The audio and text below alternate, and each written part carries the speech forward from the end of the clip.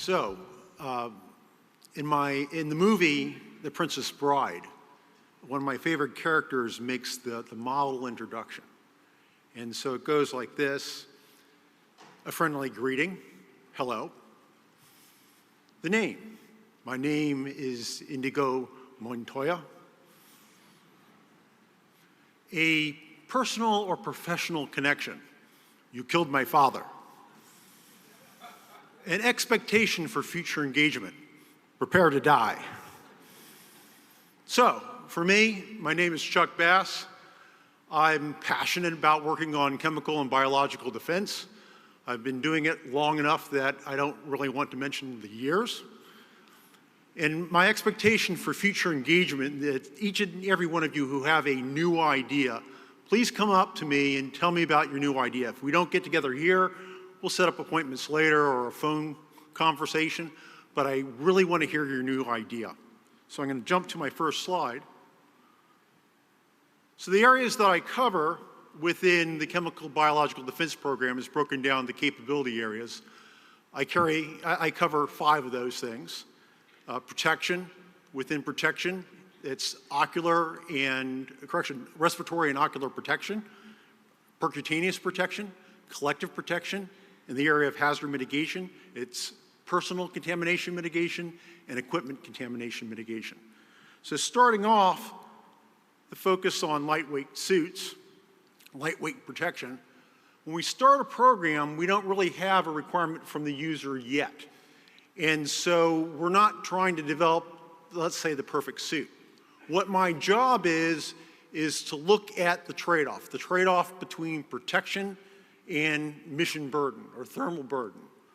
And so in doing so, we try to look for what are the advantages about more protection or less protection, more thermal burden, less thermal burden, and maybe find the knee in the curve. And the knee in the curve here that we found, and this was by some really good engineering, textile engineering that was done at the Soldier Center in Natick, is they managed to get the thermal burden of this standalone suit down to the same level as the Army fire-resistant camouflage uniform, which is really good. And at the same time, we learned a lot of things about closures, and we got the protection, especially for aerosols and vapor, up much higher than the current capability. So we're really proud of that. What we're working on now is we're focusing on a specialist mission.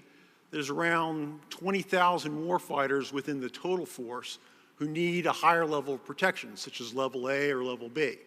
So we're focused on that, but we need to make something a little more tactical, and we're trying to understand that requirement very carefully so we can go up and we can toe that line on that capability. At the same time, we want to be able to provide more capability to the warfighter because they need more capability, such as extending the time that they have for being out in the mission and on the target area, which they need to do their mission.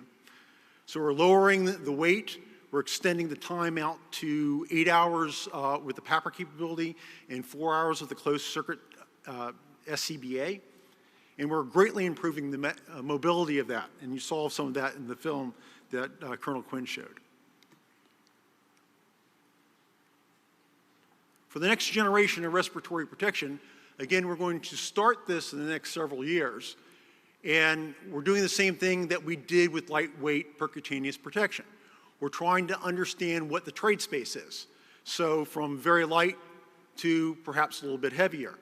And so from the very light, we're looking at things that you can put in your pocket, things that keep the rubber off the face and is less burdensome, mass concepts that give you better interface with your optical devices with sighting a weapon, and integrating with the helmet, integrating with new developments such as heads-up displays.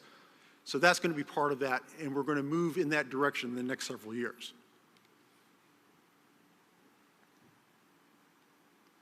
So here's where we're starting to put some of the real cutting-edge technology in, is we're getting away from traditional materials such as activated carbon. We want to discover the new materials and then rapidly develop those and integrate those with textiles. So you might see some examples with the Soldier Center from Natick.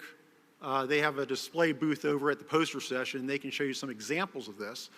But what we're trying to do is discover new materials, engineer those materials, and rapidly get those in textiles and scaled up into full-size garments.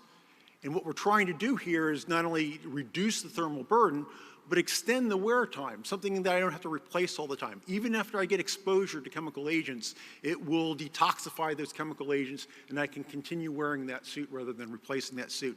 And thus, it reduces the logistical burden that the warfighter has. So test methodology is part of this, and we developed test methodology as part of our S&T program.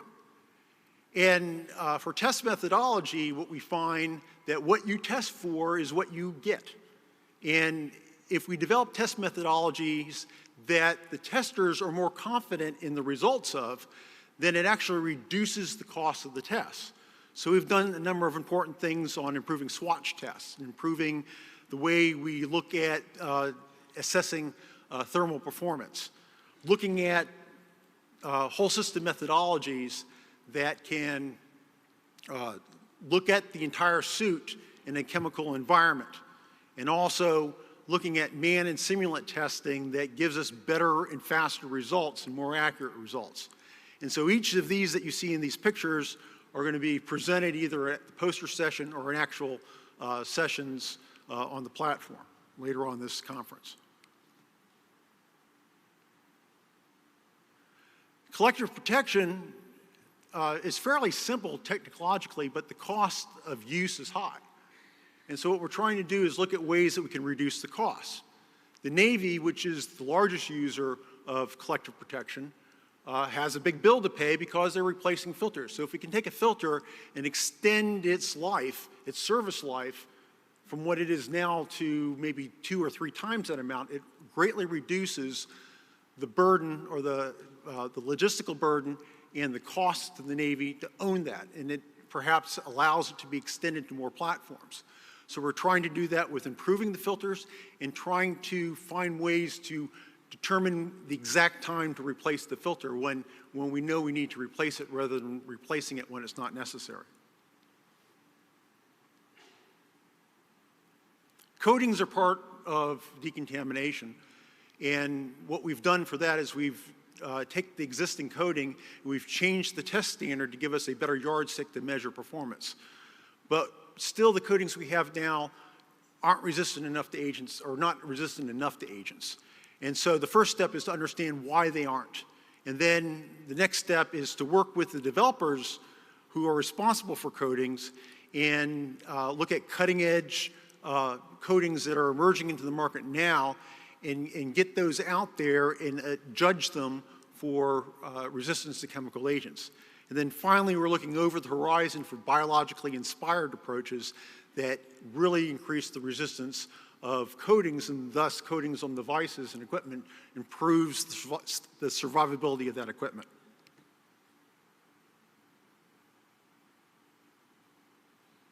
We want to get out of MOP early. So we need to have an ability to give something to the warfighter to decontaminate themselves and their equipment and remove themselves from MOP. We've developed a sprayable slurry that goes on like paint. You put it on immediately and let it sit for a long time. And by the time you normally get around to a full operational decon, we're projecting that the job will already be done, and all we have to do is brush it off. We want to see where the contamination is and how well we did. We have a good system right now for detecting chemical agents, but we'd like to extend this to biological agents as well, and we have some strategies for that. Hot air decontamination is a process that's being implemented for the decontamination of aircraft from biological agents. We're looking at ways to accelerate that process by causing the spores to germinate early as part of that process to destroy those spores for biological agents. But also for chemical agents, we want to look at this process and its applicability to chemical agents, and look at ways we can accelerate that hot air and make it work faster. For personal contamination mitigation, we want to simplify the approach that warfighters have. Give them one thing for equipment and skin that work well in both situations and reduces the cost of ownership. And then finally, for warfighters who are advancing on the battlefield and come across small quantities of chemical agents that are in rounds or are stored in bulk, we need to give them an ability to get rid of them on the battlefield for those small quantities. So something that I can throw into a bucket of agent and it destroys the agent, not just temporarily locks it down, but permanently gets rid of it, is what we're looking for.